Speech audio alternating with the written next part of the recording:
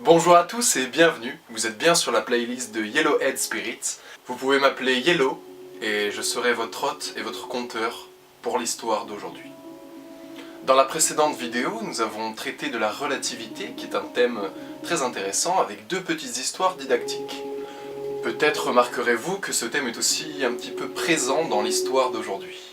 C'est une histoire que j'ai entendue en écoutant un homme du nom de Alan Watts, qui est en gros un écrivain conférencier spécialiste de l'ésotérisme, de la religion et de la spiritualité. Ces conférences sont extrêmement partagées sur internet et même sur YouTube, et l'histoire que je m'apprête à vous raconter est directement tirée d'une de ces conférences. D'ailleurs, si cette histoire vous dit quelque chose, si vous l'avez déjà entendue, ou mieux, si vous connaissez vous-même la source, je vous en supplie, envoyez-la moi, partagez-la moi sur les réseaux, que je puisse la retrouver, car je l'ai cherchée sans relâche pour faire cette vidéo, mais sans succès.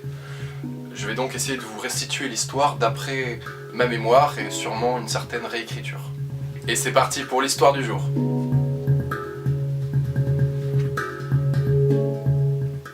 Il était une fois un mineur qui était extrêmement déçu de lui-même, insatisfait de la vie qu'il menait et de la place qu'il avait dans la société.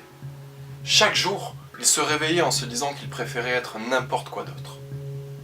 Un jour, alors qu'il se rendait en ville, il passa devant l'échoppe d'un riche marchand. Il regarda par la porte grande ouverte et aperçut le marchand, dans de fines broderies et des vêtements très très chers, occupé à discuter avec des clients qui avaient l'air très raffinés. C'est alors que l'envie et la jalousie montèrent, et il se dit, avec une intensité quasi divine, « Je souhaite être ce marchand ». Alors, son vœu fut exaucé. Il devint lui-même le marchand. Alors, il était riche, il avait d'innombrables possessions, même de la reconnaissance de la part de ses clients.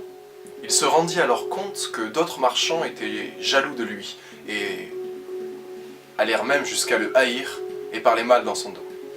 Il lui arrivait même parfois d'être en compétition constante pour la survie de son business, et cette vie qui lui plaisait tant au premier abord se mit à devenir très lourde à porter au bout de plusieurs mois. Un jour, alors qu'il nettoyait son magasin, il vit passer devant sa boutique une immense unité d'infanterie. Au centre se trouvait un palanquin dans lequel devait sûrement se trouver le commandant de cette armée. Alors un palanquin, c'est un peu l'ancêtre de la voiture, hein. À l'époque, pour se déplacer avec classe, il fallait se faire porter par d'autres hommes. Hein. Alors que le cortège avançait dans la grande allée marchande, les gens s'écartaient de sa route et se prosternèrent à genoux. Notre marchand, qui avait arrêté de nettoyer son échoppe pour regarder le cortège avancer, n'eut aucun mal à reconnaître le commandant lorsqu'il descendit de son palanquin, grâce notamment à l'imposant casque qu'il était le seul à porter.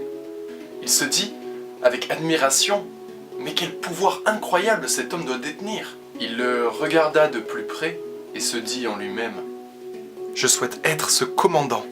Alors il devint le commandant. Il était devenu un chef, celui qui commande les hommes. Transporté partout par ses serviteurs, il ne restait jamais très longtemps au même endroit. Il était constamment envoyé en mission par l'empereur, ou plutôt son conseil. Et un jour, alors qu'il était en patrouille à l'autre bout du pays, le soleil et la chaleur écrasante cognaient fortement sur lui et son armée, alors même qu'il devait traverser de grandes plaines arides. Mais le commandant, lui, à l'intérieur de son palanquin, l'énorme boîte de métal dans laquelle il se faisait transporter partout, même sans son armure, l'air le faisait cruellement suffoquer.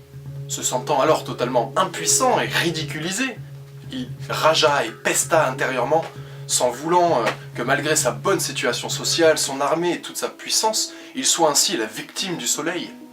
Le soleil, cet être céleste qui par sa puissance sur terre donna la vie à tout. Par la petite fenêtre de son palanquin, il fixa alors le soleil dans un moment d'égarement sûrement lié à la chaleur, et se dit en lui-même « Je souhaite être le soleil ». Alors il devint lui-même le soleil. Il était alors une boule d'énergie en fusion constante dans l'espace. Il pouvait, de là où il était, voir les autres étoiles qui, elles aussi, combattaient le néant spatial. Mais à des années-lumière de lui, par rapport à sa position. Et oui, car malheureusement, il ne pouvait pas bouger. En fait si. Il bougeait, mais disons que tout dans sa portée gravitationnelle bougeait exactement comme lui. Impossible donc pour lui d'apercevoir clairement sa planète d'origine, qui paraissait maintenant si minuscule comparé à lui. Alors il attendit.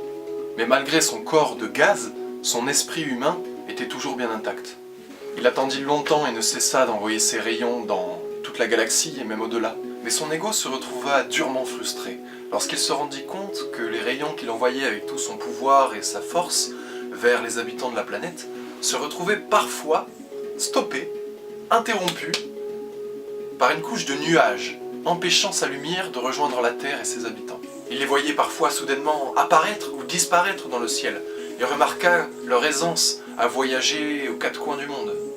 Finalement, envieux de cette liberté, il se dit en lui-même « Je souhaite être un nuage ». Il devint un nuage. Alors, enfin à nouveau, il était constamment en mouvement, parfois lent, parfois rapide, et sous des états différents. Il pouvait se retrouver chargé de puissants éclairs ou lourd de pluie, jusqu'à ce qu'un jour, il se rendit compte qu'il ne se déplaçait pas vraiment par lui-même, mais plutôt qu'il était comme porté par une force qui le baladait partout où il se rendait. Plutôt mécontent de cette découverte, il se dit en lui-même « Je souhaite être le vent ». Il devint le vent. Il était partout, soufflant au-dessus des déserts, des montagnes, créant des vagues dans les océans et explorant la moindre crevasse ou le moindre sommet. Il resta le vent pendant très longtemps. Quand je dis très longtemps, j'entends par là des centaines de centaines de centaines de centaines de centaines de centaines de centaines d'années. Au bout de plusieurs millénaires d'existence en tant que le vent, il remarqua que son empreinte sur le monde, bien que primordiale, était très éphémère, c'est-à-dire qu'elle disparaissait très très vite. Il se mit alors à devenir envieux de la roche et de ces matériaux qui, au bout de plusieurs millénaires d'érosion, restaient toujours aussi imposants et inchangés. Il se dit alors en lui-même « Je souhaite être le minerai ». Alors il devint le minerai. Il était solide, au summum de la matière. Et il dura pendant des millénaires, enfoui tranquillement dans le sol. Il demeura ainsi, jusqu'à ce qu'un jour, il sentit quelque chose cogner fortement contre lui. Il se rendit compte alors que ce qu'il sentait était une pioche en métal. Et au deuxième coup, le minerai se brisa. Et le mineur retourna à lui-même. Et voilà, notre histoire est maintenant terminée. J'ai personnellement beaucoup aimé cette histoire pour le voyage qu'elle nous fait faire au travers des hommes mais aussi des éléments. Et pour ce qui est de la morale de cette histoire, je vous laisse l'entière liberté de l'interpréter comme vous voulez. N'oubliez pas de m'envoyer la vidéo source si vous la retrouvez. La prochaine fois, nous reprendrons un format avec plusieurs histoires dans une vidéo. Et je vous dis à la prochaine fois.